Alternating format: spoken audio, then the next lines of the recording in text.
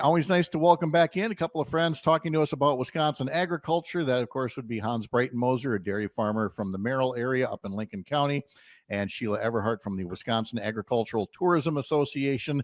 Great to see you both as always. We're going to get to a very plentiful and variety filled apple crop coming up in just a bit here.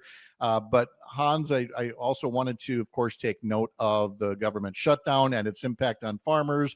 And then there's also some upbeat news about it being National 4-H Week. So let's get the not so happy stuff out of the way first here. A government shutdown makes for a lot of political headlines, but it's got real life impact. And what does that mean for farmers across America, for example, with the Farm Service Agency offices closed? Well, it sort of stinks, Pat, because the farm service agencies are our local connection to the federal government and any federal government programs and so forth. And one of the things that happens this time of the year, of course, is that there's a lot of corn and soybeans being harvested. And what a lot of guys will do is especially when prices are low, they harvest those commodities, and rather than sell them at harvest low prices, they will borrow against them through the Farm Service Agency. And because it helps cash flow. And right now, if you try and call the Farm Service Agency, you get a recording that says that they're not there. So it's very difficult because we don't have that resource to work with at a time of the year when we sort of need it. And I think the other thing to that I'd like your listeners to understand is that all those nameless, faceless, terrible bureaucrats that are getting laid off all the time are not just a bunch of people that live in Washington next to the Capitol. They're people that live in Wausau, Wisconsin, and in, Chippewa Falls, and all the places around. Our friends and neighbors are the ones who are right now sitting at home, and they would rather be at work. So it's not just the farmers that are being impacted, but it's the people in those offices. Yeah, absolutely. And with those offices closed, it means farmers are not getting access to farm program signups, no disaster aid processing, no loan approvals, no access to market data that the government normally provides, and more. So I just wanted to get some of the real life impact of this ongoing shutdown. All right. It's 4-H week. Hans, will start with you and then over to Sheila. Talk about the significance of 4-H. Is it, again, for a city kid? For a city kid, they go, "Oh, that's something I've heard of." But was that something from the olden days of Wisconsin farming, or is that something still very relevant to rural life in Wisconsin today? It's very relevant, and I think if you're a parent or a grandparent, please check out 4-H if you're not familiar with it, because there's just so many cool programs. Our kids have been in 4-H for years and years. And there's the usual things that people think of course, about bringing projects to the local county fairs and so forth. And that is a part of it. It's a big part of it. It's a really cool part of it. But there's also so many other things. Like my children have taken advantage of really cool civic engagement type things and trips to exotic places like Washington, D.C. and New York and Philadelphia and so forth, and other places just right here in Wisconsin that I've chaperoned a couple trips for as well. And so it's a great opportunity for kids to learn leadership skills and really, civic engagement and so forth. There's so many opportunities, educational opportunities and travel opportunities that 4-H offers that I think a lot of people just don't know about. And it's also a great place for grownups to get involved with, with the rearing of our children, as far as, chaperoning these trips and so forth, because it does, by God, take a village. It sure does. And Sheila, for National 4-H Week, you talk as well about 4-H getting people ready for a career and frankly, just getting ready for life as well. Absolutely. It's all about celebrating our youth, helping them prepare for college and career and life readiness. A recent study said that those children, those students involved with 4-H, likely to live life intentionally and with purpose, and 3 times as likely to participate in community service and volunteer in our communities. And as Hans mentioned, it's about leadership roles, planning events, running meetings, and organizing service projects. So support our local 4-H. Absolutely. Again, for National 4-H Week. So we wanted to make sure that we made mention of those things.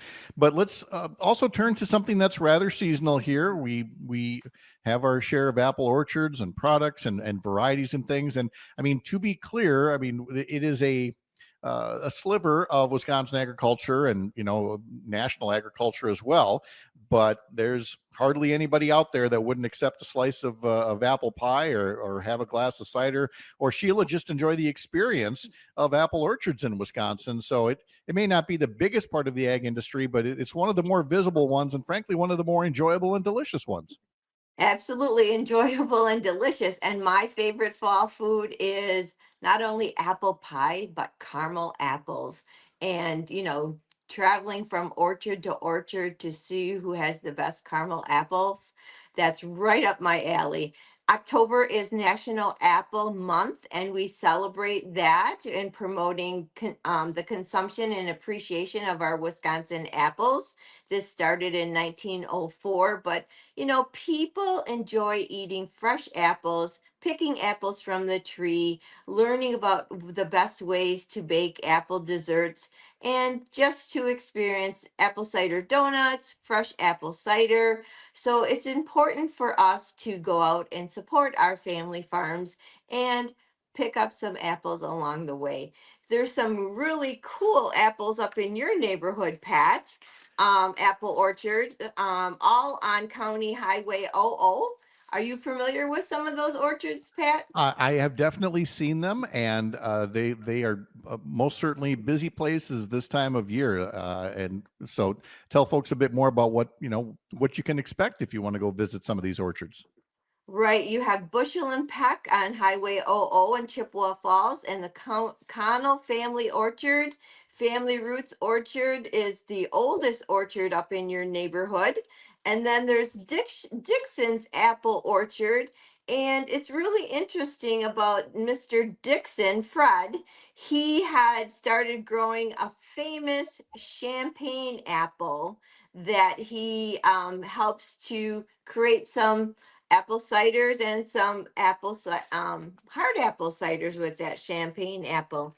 And on our Wisconsin Agricultural Tourism Association website, we have a blog page that just was launched yesterday talking about all these different apple orchards, like the Little Farmer in Malone over in Prescott. If you want to take a drive, there's Young Acres.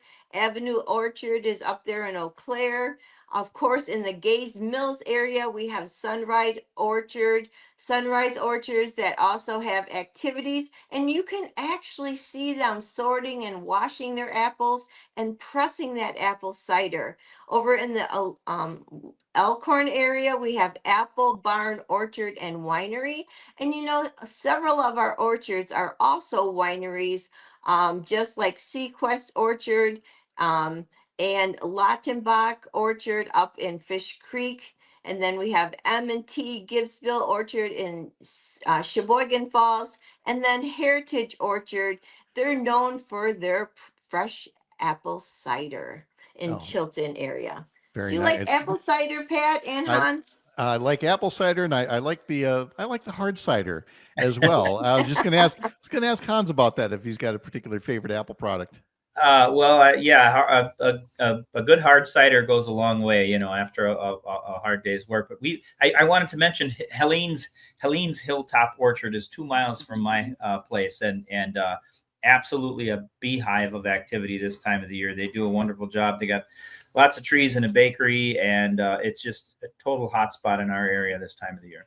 Yeah, I love seeing Olivia and her husband, and they do great farm to table dinners. And I have toured their farm, and it's a beautiful bakery. So if you have a chance to visit Helene's Hilltop, get out there and enjoy the orchard. You there better you be. go. For the hard cider now, we're turning to the adult portion of the apple discussion here. Again, it's a fermented beverage made from apple juice. When the yeast converts the apple sugars into alcohol, and so again, you've got different types, different flavor profiles. You're using different varieties with them. And so, Sheila, it's not a surprise that a place that, started with, the beer industry, but now we have our share of wineries in the area, that, cider would also be a natural byproduct of some of the many good things we produce in Wisconsin. Yes, and our farmers are innovative and they're creative, and so they always look at what they are producing and how can they add value to their crops. And by producing hard apple cider, that is just opening another market for them to sell their products. Yeah. Now, in terms of the variety of products and how to use them, it's been a while since I learned this, but it took me a while to appreciate that not all apple varieties are created equal, and something that you might like to eat, as a plain apple, is not necessarily the best one for a pie or for jelly or something like that. And I know you shared with me a rather detailed chart of all the different apple varieties you can get and all the different ways you can use them, which is not to say you can't use them for everything, but some are going to taste better than others. I would imagine. Absolutely, and some of them are across the board because the chart was uh, created by Sunrise Orchards and Gaze Mills. And so if you take a Honeycrisp apple right across the board, they're perfect for everything: eating, pie, sauce, baking, freezing, jelly, salad, and pickling. But if you take something like the red Wisconsin delicious apple, they're known for eating and they're known for salads. So, when you're going out to pick your apple, of course you want to pick for flavor, but also decide if you're buying your apples in bulk, maybe you're going to get a full bushel of apples. You want to look at how are you going to utilize those apples, and finding the apple guide variety and availability and uses chart is a perfect way to help you make your apples go a lot further and last all the way through the winter season Yeah, by I will storing second that. properly. I will second that by noting that, it's something when you realize that red delicious apples are wonderful for eating, right off the table there, but are not necessarily going to be the best thing to put in a pie. And then you discover something else that is. At the other end of the spectrum, you mentioned Honeycrisp is like perfect for everything. That's so true that I sometimes have to remind myself, Hans, to go shop for some other varieties. Man cannot live on Honeycrisp alone. Well, maybe I could, but you really should find out what else is the right thing for you. I've talked about Sherry's Apple Crisp being just amazing. Do you have a favorite, either a pie or something else that's your favorite apple product besides the beverages, Hans? Well, I was going to say the hard cider. You took my answer. Look at me, Pat. Do I look like a guy that's averse to apple pie? No. Thank you. You've got that all-American look to you, as any dairy farmer would here in Wisconsin. And again, to learn more, you can always check out the Wisconsin Agricultural Tourism Association website. And there's so many other resources to learn more about apples in Wisconsin. We definitely appreciate the diversion to visit a virtual orchard here for a little while. Hans, thank you. Sheila Everhart, thank you so much as always. Hope you have a great day. Take care, Thank you, guys. Pat. Thank you for supporting Wisconsin agricultural tourism and our family farms. We appreciate civic media. Well, thank you so much. I appreciate that too.